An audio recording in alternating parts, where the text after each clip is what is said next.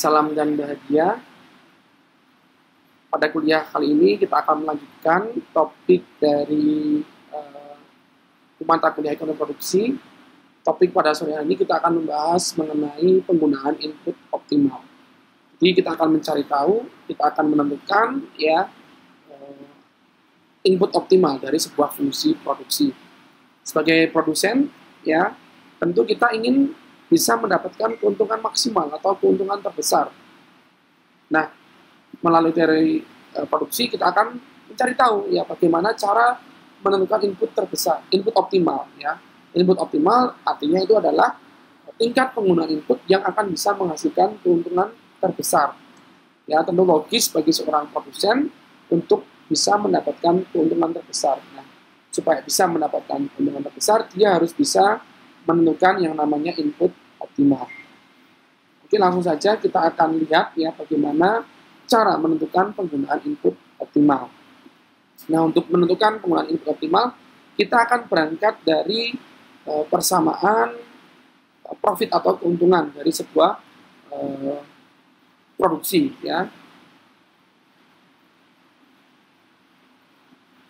Nah, pertama profit atau keuntungan itu rumusnya adalah TVP min TC, TVP min TC. Atau profit itu adalah total value product min TC. Jadi TVP itu adalah total value product, TC itu adalah total cost. Jadi TVP TVP ini adalah total value product.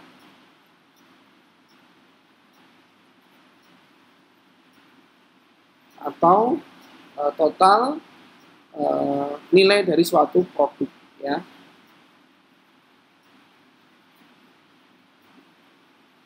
Nah, mencari TVP itu dari mana Jadi sebenarnya ini sama dengan total revenue TR. Maka rumusnya TVP ini adalah dari PQ dikali dengan Q. TVP itu adalah PQ dikali dengan Q.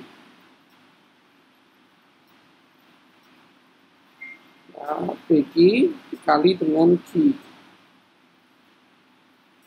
PQ dikali dengan Q. Di mana PQ ini adalah harga output price dari Q dikalikan dengan Q, jumlah outputnya berapa. Sehingga P tadi adalah atau profit itu adalah TVP min TC. Sementara TC kemarin itu adalah penjumlahan dari TFC plus TVC. Maka bisa dituliskan TVP min TC menjadi TVP min TVC min TFC. Nah, TVP tadi itu adalah PQ dikali Q sehingga kita dapat tuliskan lagi menjadi P sama dengan PQ dikali Q min PX kali X min TFC. PX kali X ini adalah kemarin adalah TVC. TVC itu adalah total variable cost. Rumusnya adalah PX dikali X harga input dikali dengan jumlah penggunaan input. Sehingga dari persamaan awal ini kita bisa tuliskan menjadi P sama dengan PQ dikali Q min PX dikali X min TFC. Kemudian kita sederhanakan lagi persamaan tersebut menjadi P sama dengan PQ. Q-nya itu adalah fungsi dari X maka PQ sama dengan fungsi X min PX dikali X min TFC. Di mana P itu adalah keuntungan kemudian PQ tadi itu adalah harga output kemudian PX itu adalah harga input, TFC adalah fixed cost atau total biaya tetap.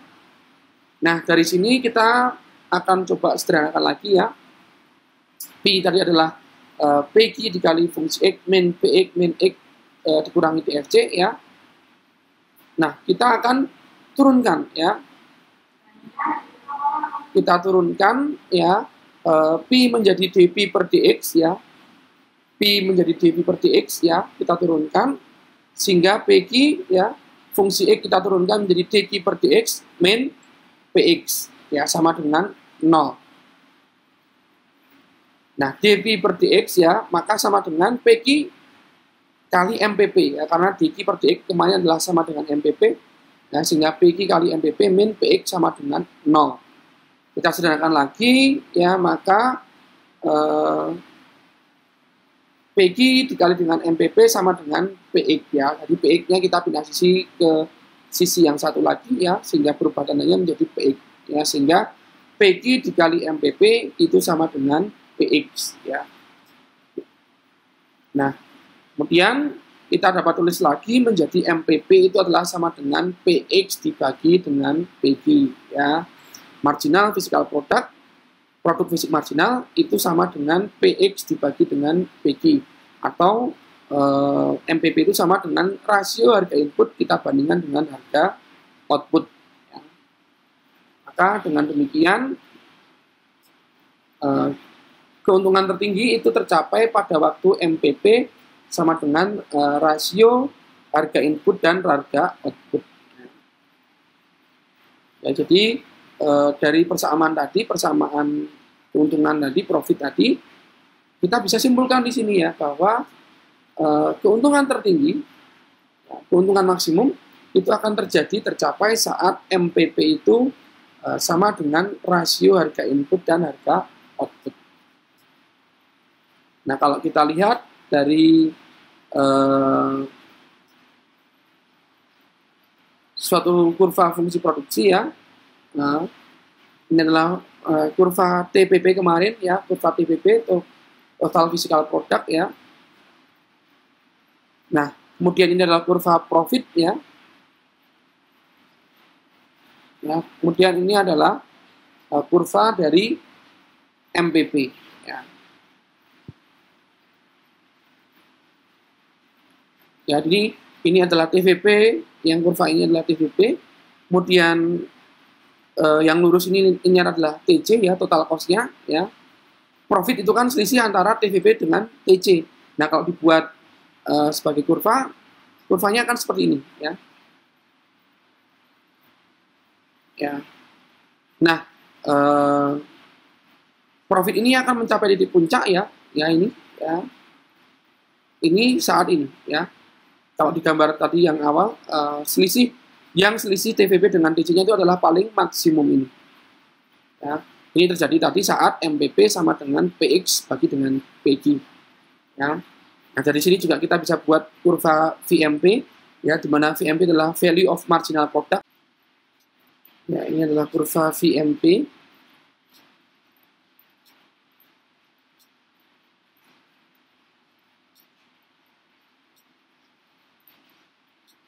VMP itu adalah value of marginal product.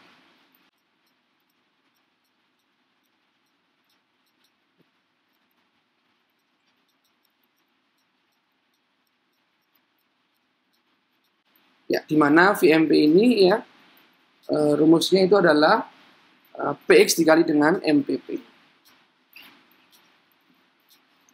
Ini adalah nilai dari besarnya MPP. Ya. Ini adalah perkalian antara MPP dengan harga dari input tersebut. Ya, jadi kalau kita buat grafik ya, maka grafiknya ini adalah seperti ini. Oke, jadi kemudian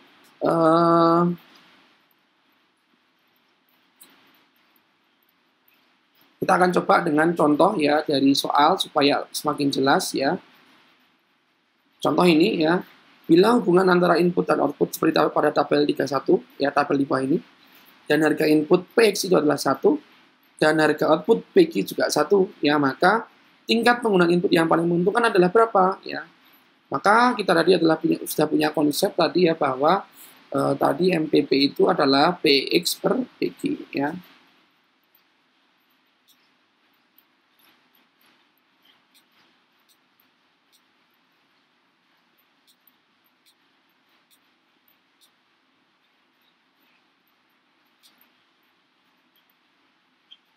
Ya, MPP adalah PX per PQ ya. Di mana PX-nya 1, PQ sama dengan 1 ya. PX per PQ 1 per 1 sama dengan 1. Maka kita cari ya dari tabel hubungan input output dan MPP mana yang mempunyai besaran nilai MPP sama dengan 1 ya. Dari tabel ini kita lihat MPP yang nilainya 1 ya di sini ya. Ternyata ini adalah saat inputnya antara 7 dengan 8 dan outputnya 35 dengan 36 ya. Sehingga tingkat penggunaan input yang paling menguntungkan ya adalah terjadi saat penggunaan input X antara 7 sampai 8 unit atau saat outputnya itu antara 35 sampai 36 unit. Nah, contoh yang lain, misalkan PX-nya itu adalah 2, PQ 1. Ya, maka PX per PQ adalah 2 per 1 sama dengan 2. Maka kita akan lihat ya dari tabel hubungan ini mana yang besarnya MPP sama dengan 2. Ya, ternyata MPP itu saat sama dengan 2 adalah di sini ya. Ini saat ya X-nya antara 6 sampai 7, penggunaan input antara 6 sampai 7, output antara 35 sampai dengan 33 sampai dengan 35. Ya, jadi kita menggunakan konsep tadi bahwa MPP itu sama dengan PX per PQ. Gitu ya. Yang saya lanjutkan ya, bahwa secara grafis MPP itu adalah slope ya, slope atau kemiringan atau tangen dari garis singgung pada suatu kurva produksi. Nah, dengan demikian penentuan tingkat penggunaan input yang paling menguntungkan atau optimum itu adalah mencari slope atau kemiringan pada kurva produksi yang besarnya sama dengan rasio harga input dan harga output. Nah, pada gambar 3.5 nanti kita akan menunjukkan ya bahwa bila rasio harga input output itu adalah PX per PQ1, maka tingkat penggunaan input optimum adalah X1 bintang dengan produksi sebesar Q1 bintang. Ya, pada tingkat penggunaan input ini, keuntungan yang diperoleh adalah produsen terbesar. Ya, jadi dari kurva ini ya, ini adalah kurva yang menunjukkan ya rasio penggunaan input output ya. Ini adalah PX per PQ1 ya. Ya, ini adalah saat X1 bintang dan Q1 bintang. Dan saat rasio harga input outputnya menjadi PX per PQ2, ya maka input outputnya adalah X2 bintang, ya outputnya adalah Q2 bintang. Nah, jadi ini adalah menggambarkan ya, bila PX per PQ turun, ya misalkan rasio harga input outputnya turun, ya misalkan harga input menjadi lebih murah, ya dari harga output, ya atau karena harga output relatif menjadi lebih mahal dari harga input, maka tingkat penggunaan input akan naik, ya. Jadi bila harga input itu menjadi lebih murah, misalkan karena adanya subsidi, nah otomatis kita sebagai produsen akan menggunakan input yang lebih banyak, ya. Karena harganya input lebih murah, sehingga kita akan menggunakan inputnya lebih banyak. Kemudian karena kita menggunakan input yang lebih banyak, maka produksi akan meningkat, ya. Jadi gambar ini menunjukkan ya bahwa mula-mula kita menggunakan PX per PQ1, maaf ini PX ya, PX per PQ1 di titik A ini ya, di mana X-nya adalah X1 bintang, produksi kita adalah Q1 bintang.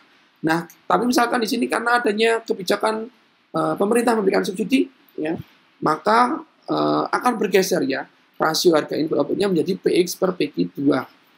Maka kita akan bergeser menjadi titik B. Ya. Nah, karena harganya input lebih murah, ya maka kita akan membeli menggunakan input lebih banyak, ya, sehingga X-nya akan bergeser. Yang semula besarnya hanya X1 sekian, kita bergeser menjadi X2.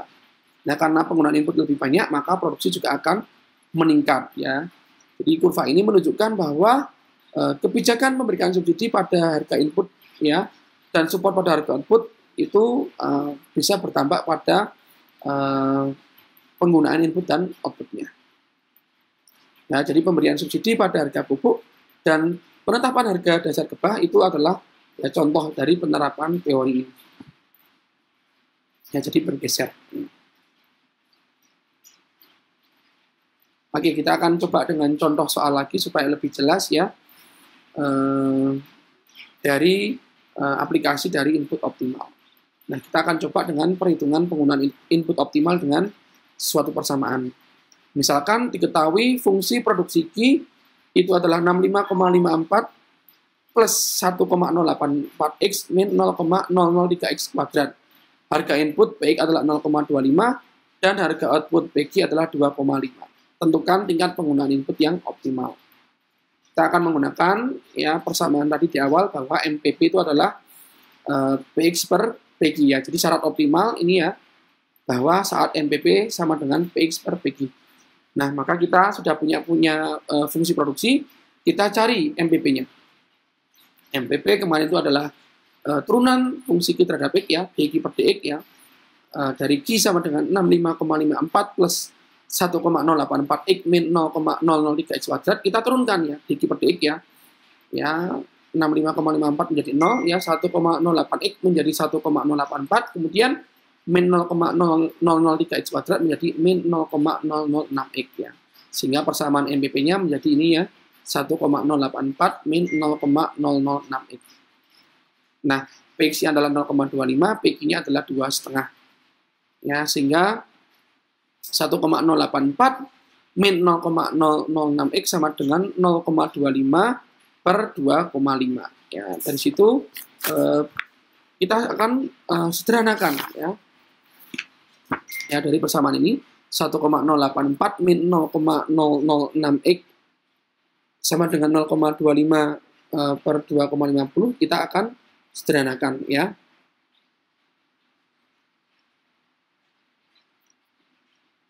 Nah, kita sederhanakan menjadi X itu adalah 2,71 min 0,25 per 0,015 ya. Nanti kita akan ketemu besarnya nilai X itu adalah 164 ya. Ya, jadi besarnya nilai X itu adalah 164 X dengan besaran 164 inilah yang disebut sebagai input optimal atau input yang menghasilkan keuntungan yang terbesar ya. Jadi kita cari MPP-nya dulu ya, ketemu persamaan MPP, kemudian kita dengan konsep syarat optimal MPP sama dengan PX per PQ ya, kita masukkan ke persamaan, kemudian kita sederhanakan ya, maka nanti akan ketemu besarnya nilai X itu adalah 164.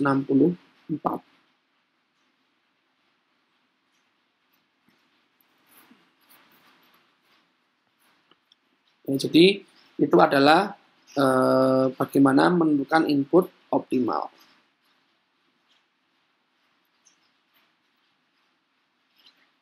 Nah, kemudian kalau ini sama ya, jadi kalau ini dibalik bila kita suruh mencari permintaan input PX ya.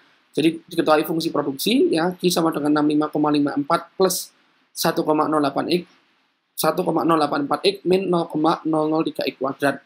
Diketahui PQ 2,5.